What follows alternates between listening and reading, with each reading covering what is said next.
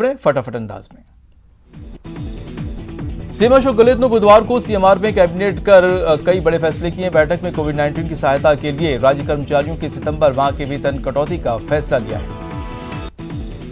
अधीनस्थ सेवा एवं अन्य राज्य कर्मचारियों का प्रतिमाह 1 दिन का वेतन काटा जाएगा, जबकि आईएएस और आरएएस अफसरों के प्रतिमाह 2 दिन का वेतन कटौती करने का फैसला लिया गया है। कोविड फंड को लेकर सीएम गहलोत ने मंत्री एवं राज्य मंत्रियों के भी वेतन काटने का फैसला किया है। मंत्रियों के प्रतिमाह 7 दिन का वेतन काटा जाएगा। सियासी संकट समाप्त होने के बाद पहली बार कैबिनेट की बैठक हुई। बैठक में नई पर्यटन नीति को मंजूरी दे दी गई है। सीएम गहलोत ने जिलेवार कोरोना संक्रमण के हालात की वीडियो कॉन्फ्रेंसिंग के जरिए समीक्षा की। वीडियो कॉन्फ्रेंस में कोर ग्रुप के अफसरों के साथ सभी संभागीय आयुक्त, कलेक्टर्स, एसपी और रेंज आईजी भी जुड़े। सीएम ने अफसरों से कहा कि जिला प्रशासन, डॉक्टरों और अफसरों की ये जिम्मेदारी बनती है कि लापरवाही के कारण एक भी व्यक्ति की जान नहीं जाए। कोरोना रोकथाम और प्रबंधन में लापरवाही बर्दाश्त नहीं होगी। सीएम ने निर्देश दिए हैं कि जिला अस्पतालों के साथ साथ सीएचसी और पीएचसी पर चिकित्सा सुविधाओं के साथ साथ दवाओं की पर्याप्त उपलब्धता बनी रहे। सीएम गहलोत ने कोरोना की समीक्षा बैठक में श्रीगंगानगर जिला कलेक्टर और एसपी से कोरोना की जानकारी ली। साथ ही अनलॉक 4 में कोरोना गाइडलाइंस को लेकर भी चर्चा की गई। कांग्रेस के प्रदेश प्रभारी अजय माकन पर बीजेपी ने पलटवार किया है। बीजेपी प्रदेश अध्यक्ष सतीश पूनिया ने कहा है कि मौजूदा सरकार के 20 महीने हो गए हैं, लेकिन घोषणा पत्र के वादे पूरे नहीं हुए। पूनिया ने कहा कि अजय माकन घोषणा पत्र के 60 से 70% वादे पूरे होने का दावा कर रहे हैं, लेकिन धरातल पर न किसानों का कर्जा माफ हुआ है और न ही बेरोजगारों को कुछ मिला है। राज्यपाल कलराज मिश्र ने बुधवार को राजभवन में भी वेबिनार को संबोधित करते हुए कहा कि हिंदी भाषा के इस्तेमाल से लोगों में स्वाभिमान जगता है। पूर्व पीसीसी चीफ सचिन पायलट बुधवार को रावड़ा राजपूत महासभा के अध्यक्ष रणजीत सिंह सोडाला के निवास पहुंचे और रणजीत सिंह के पिता स्वर्गीय भंवर सिंह सोडाला के निधन पर श्रद्धांजलि अर्पित की। 2020 की माध्यमिक शिक्षा बोर्ड की पूरक परीक्षाएं आज से शुरू हो रही हैं। इसे लेकर बोर्ड ने सभी तैयारियां पूरी कर ली हैं। इस बार करीब 1.25 लाख परीक्षार्थी 10वीं और 12वीं की पूरक परीक्षाएं देंगे, जिसके लिए प्रदेश में 236 परीक्षा केंद्र बनाए गए हैं। कोरोना संकट के मद्देनजर माध्यमिक शिक्षा बोर्ड की कमेटी ने कक्षा 9 और 12 तक के कार्यक्रम की समीक्षा शुरू कर दी है। कमेटी की शुरुआती बैठकें हो चुकी हैं। कमेटी की कोशिश है कि इसकी रिपोर्ट इस महीने के अंत तक सरकार को सौंप दी जाए। राजस्थान माध्यमिक शिक्षा बोर्ड की 10वीं और 12वीं की सप्लीमेंट्री परीक्षा आज से शुरू हो रही है। श्रीगंगानगर जिले में 8 परीक्षा केंद्र बनाए गए हैं। प्रदेश के 11 लाख बेरोजगारों को शिक्षा विभाग की 3rd ग्रेड शिक्षक भर्ती का बेसब्री से इंतजार है। शिक्षा मंत्री ने हालात सामान्य होने पर परीक्षा आयोजित करने की बात कही। राजस्थान विश्वविद्यालय ने अपने स्नातक यूजी कोर्सेज की पहली कट ऑफ सूची जारी कर दी है। पहली सूची में 90% से अधिक उसके आसपास अंक प्राप्त करने वाले विद्यार्थियों को जगह मिली। देश में कोरोना की तेज रफ्तार जारी है। पिछले 24 घंटे में देश भर में कोरोना से 78,000 से ज्यादा नए केस सामने आए हैं, जिसके बाद मरीजों का आंकड़ा 37,66,000 के पार हो गया। कोरोना से पिछले 24 घंटे में 1,045 लोगों की मौत हुई। इस तरह इस बीमारी से अब तक 66,333 लोगों की जान जा चुकी है। उत्तराखंड के मुख्यमंत्री त्रिवेंद्र सिंह रावत एक बार फिर सेल्फ क्वारंटीन में चले गए हैं। 2 दिन पहले सीएम के ओएसडी अभय रावत कोरोना पॉजिटिव पाए गए थे। गोवा के मुख्यमंत्री डॉक्टर प्रमोद सावंत कोविड-19 से संक्रमित हो गए। उन्होंने खुद इसकी जानकारी ट्विटर के माध्यम से दी है। राजस्थान में कोरोना का आंकड़ा तेजी से बढ़ रहा है। बुधवार को 1,511 नए केस सामने आए हैं, जिसके बाद कुल आंकड़ा 84,674 पर पहुंच गया है। इलाज के बाद प्रदेश में 69,501 लोग ठीक हो चुके हैं। फिलहाल प्रदेश में 12,919 एक्टिव केस हैं। पुरुषों की तुलना में महिलाएं कोरोना पॉजिटिव कम हो रही हैं। जयपुर के कोरोना पॉजिटिव में 70% पुरुष और 30% महिलाएं हैं।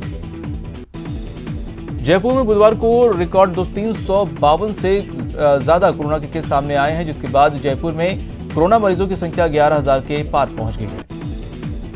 चिकित्सा एवं स्वास्थ्य मंत्री डॉक्टर रघु शर्मा ने जयपुर के आरयूएचएस अस्पताल में 100 बेड का एक और डेडिकेटेड कोविड सेंटर तैयार करने की बात कही है, जहां गंभीर रोगियों का इलाज हो सके। कोटा के एमबीएस अस्पताल में बुधवार को एक साथ 13 कर्मचारियों के पॉजिटिव आने के बाद ब्लड बैंक परिसर में चौकसी बढ़ा दी गई है। परिसर में 2 अतिरिक्त सुरक्षाकर्मी तैनात कर लोगों की आवाजाही पर रोक लगा दी गई है। कोटा में बुधवार को कोरोना के 150 नए मरीज सामने आने के बाद आए हैं, जिसके बाद जिले में कोरोना मरीजों की संख्या 7000 के करीब पहुंच गई है। कोटा में बुधवार को 2 युवकों ने प्लाज्मा डोनेट कर मानवीय मिसाल कायम की है। इसके साथ ही कोटा में अब तक 80 लोग प्लाज्मा डोनेट कर चुके हैं। जोधपुर के महात्मा गांधी अस्पताल से कोरोना पॉजिटिव कैदी के फरार होने के बाद हड़कंप मच गया है। बताया जाता है कि कैदी कोरोना वार्ड के बाथरूम की खिड़की तोड़कर फरार हो गया। कैदी का नाम चेतन था और वो 5 साल का सजायाफ्ता था। जोधपुर के बासनी पुलिस थाने के 4 कांस्टेबल कोरोना पॉजिटिव पाए गए हैं। इससे पहले भी 2 कांस्टेबल कोरोना पॉजिटिव हो चुके हैं। अजमेर सेंट्रल जेल में एक बार फिर कोरोना विस्फोट हुआ है। बुधवार को 31 से ज्यादा नए पॉजिटिव केस सामने आने के बाद जेल में पॉजिटिव मरीजों का आंकड़ा 150 के ऊपर चला गया है। श्रीगंगानगर के कलेक्टर कार्यालय में 2 प्रशासनिक अधिकारी और कर्मचारी कोरोना पॉजिटिव पाए गए हैं, जिसके बाद परिसर को सैनिटाइज किया गया। बूंदी में बुधवार को भूमि विवाद में 2 पक्षों के बीच फायरिंग हुई। फायरिंग की खबर मिलने के बाद पहुंचे पुलिस ने दोनों पक्षों के 11 लोगों को गिरफ्तार किया है। कोटा में एक कलयुगी बेटे ने मामूली कहासुनी के बाद अपने पिता की डंडे से पीट कर हत्या कर दी। इस वारदात के बाद इलाके में सनसनी फैल गई। बताया जा रहा है कि बेटा अक्सर नशे की हालत में लोगों से लड़ाई झगड़ा करता था। फिलहाल पुलिस मामले की जांच में जुटी है। कोटा में कई वारदातों को अंजाम देने वाली गैंग के 8 शातिर बदमाशों को कोर्ट में पेश किया गया। कोर्ट ने सभी 8 बदमाशों को जेल भेजने का आदेश दिया। कोटा में प्लॉट के नाम पर धोखाधड़ी करने वाले आरोपी को पुलिस ने गिरफ्तार कर लिया। आरोपी 15 लाख की धोखाधड़ी कर 1.5 साल से फरार चल रहा था। कोटा पुलिस ने कार्रवाई करते हुए अवैध मादक पदार्थ के साथ एक तस्कर को गिरफ्तार किया है। आरोपी के कब्जे से पुलिस ने 5 किलो गांजा बरामद किया है। सोशल मीडिया पर फोटो डालने पर आरोपी को पुलिस ने जोधपुर से गिरफ्तार कर लिया। आरोपी के खिलाफ बाड़मेर की महिला केस दर्ज किया था। जालोर के बीच कागमाला रोड पर टायर फटने से जीप पलट गई। हादसे में 2 लोगों की मौत हो गई, जबकि 3 लोग गंभीर रूप से घायल हो गए। चूरू के सादुलपुर में क्रेन ने बाइक को कुचल दिया। हादसे में बाइक सवार देवर भाभी की मौत हो गई है। अलवर के भिवाड़ी में फैक्ट्री में कर्मचारी की करंट लगने से मौत हो गई। मृतक उत्तर प्रदेश का रहने वाला है। दौसा के सिकराई में पटवार संघ ने हड़ताल पर धरना प्रदर्शन किया और इस दौरान प्रदर्शनकारियों ने कहा कि जब तक उनकी मांगे पूरी नहीं होंगी तब तक अनिश्चितकालीन धरना प्रदर्शन जारी रहेगा। डूंगरपुर के जनजातीय संत समाज ने बीटीपी के खिलाफ एसडीएम को ज्ञापन सौंपा है। ज्ञापन में बीटीपी के खिलाफ सामाजिक सौहार्द बिगाड़ने का आरोप लगाया। दौसा में अपनी मांगों को लेकर मंत्रालय कर्मचारियों ने बुधवार को प्रदर्शन कर अपनी 11 सूत्री मांगों को लेकर कलेक्टर को ज्ञापन सौंपा। श्रीगंगानगर के चुनावगढ़ कोठी में डीटीओ कार्यालय खोलने की मांग को लेकर ग्रामीणों का धरना लगातार जारी है। ग्रामीणों ने अब भूख हड़ताल भी शुरू कर दी है। टोंक में बस को स्टॉप पर न रोकने पर 2 युवकों का बस चालक और परिचालक से विवाद हो गया। पुलिस मामले की जांच कर रही है। श्रीगंगानगर में मंत्रालय कर्मचारियों ने मुख्यमंत्री के नाम कलेक्टर को ज्ञापन सौंपा। ज्ञापन में वेतन कटौती के आदेश को निरस्त करने की मांग की। श्रीगंगानगर में अखिल राजस्थान राज्य कर्मचारी संयुक्त महासंघ ने जिला प्रशासन को ज्ञापन सौंपा। ज्ञापन में शिक्षकों के अवकाश खातों में नियमानुसार पीएल जोड़ने की मांग की। केंद्र सरकार के गृह मंत्रालय के आदेशानुसार कुछ सीमित संख्या में राजस्थान रोडवेज उत्तर प्रदेश के लिए बसों का संचालन करेगी। 7 सितंबर से ये सुविधा शुरू की जाएगी। 7 सितंबर से जयपुर मेट्रो अपनी सेवाएं शुरू करने जा रही है। इस दौरान मेट्रो में सफर करने के लिए आपके पास स्मार्ट कार्ड होना अनिवार्य होगा। अगर आपके पास स्मार्ट कार्ड नहीं है तो आप सफर नहीं कर पाएंगे। सफर के दौरान सोशल डिस्टेंसिंग की पालना करनी होगी। इसके साथ ही मेट्रो प्रशासन ने मेट्रो स्टेशनों पर 2 गज की दूरी पर गोले बना दिए हैं। साथ ही कोच में एक सीट छोड़कर दूसरी सीट पर रेड क्रॉस का निशान लगाया गया है। श्रीगंगानगर में नगर परिषद के उप सभापति लोकेश मनचंदा को आयुक्त उप सभापति के खिलाफ आवाज उठाना भारी पड़ गया। आयुक्त प्रियंका बुडानिया ने उप सभापति लोकेश मनचंदा को आवंटित कमरा खाली करवा दिया। टोंक के राजमहल कस्बे में खौफ का पर्याय बन चुके लकड़बग्घे का वन कर्मियों ने रेस्क्यू किया, जिसके बाद लोगों ने राहत की सांस ली।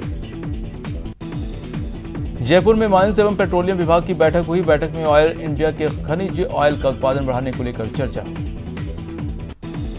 जालोर में नगर परिषद की ओर से साधारण सभा की बैठक हुई। बैठक में पार्षदों ने नगर परिषद के कर्मचारियों पर हमला बोला। श्रीगंगानगर की कृषि उपज मंडी में रबी की सीजन की विदाई के चलते धान मंडियों में कृषि जिंसों की आवक बहुत कम मात्रा में हो रही है। आवक अब आगामी सीजन में ही मंडी में कृषि जिंसों की आवक बढ़ेगी। श्रीगंगानगर में महिला एवं बाल विकास विभाग की ओर से बैठक आयोजित की गई, जिसमें महिला सशक्तिकरण पर योजना पर जानकारी दी गई। कोटा के मुकुंदर टाइगर रिजर्व के MT1 बाघ और MT4 बाघ कैमरा ट्रैप में नजर नहीं आने से वन विभाग की चिंताएं बढ़ गई हैं। बाघ बाघिन के विचरण क्षेत्र में उप वन संरक्षण के नेतृत्व में ट्रैकिंग की गई। प्रधानमंत्री नरेंद्र मोदी की पर्सनल वेबसाइट का ट्विटर अकाउंट हैक कर लिया गया है। हैकर ने कोविड-19 रिलीफ फंड के लिए डोनेशन में बिटकॉइन की मांग की है।